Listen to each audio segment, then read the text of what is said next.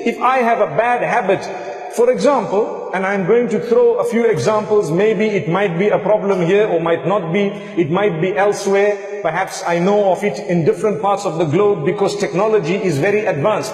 The problem of pornography that we have today, it is a fact that people sometimes have access to pornography on their phones or on the internet. Wallahi, it is our duty to change our lives.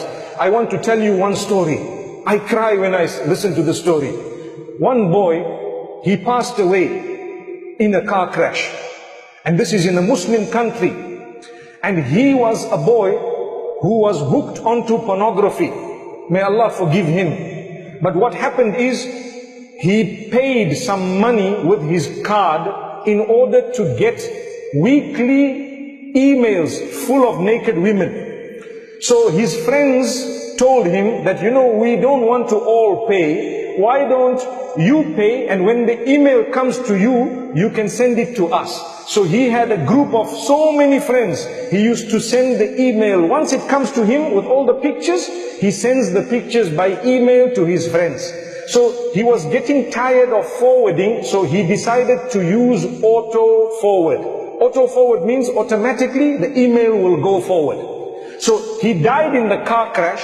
His friends were with him. They were shocked and they were really hurt that our friend has died. Some of them were involved in the crash, but they did not die. So what happened is, a few days later, when they met at his house, they were crying so much because they said to the sheikh, that Sheikh, every week we are getting emails from this man, but he is now in his grave. Allahu Akbar, Allahu Akbar. Look at this.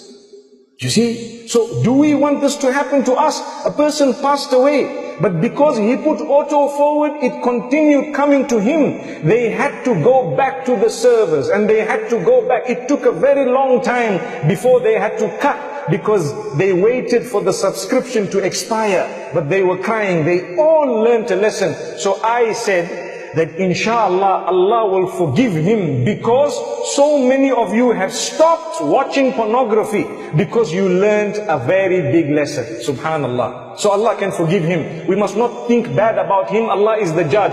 We are not there to judge anyone. So we ask Allah, but we learn a lesson. So I say in Ramadan, think about it. Those who have bad habits, if we die whilst we are engaged in something very bad, it will be an embarrassment for us. We'd rather become better people as we go. One day, I was sitting in one lecture of a very senior sheikh, and he said, think about how long you want to live. So people were thinking, so he asked some people, how long do you want to live? How long do you want to live? One man says, I want to live however long Allah keeps me. The other one said, I want to live for 100 years. One said 90 years. But nobody said, I want to die now. Because no one wants to die. So he said, okay, even if you choose 100 years, when 100 years finishes, what will happen to you? Good question.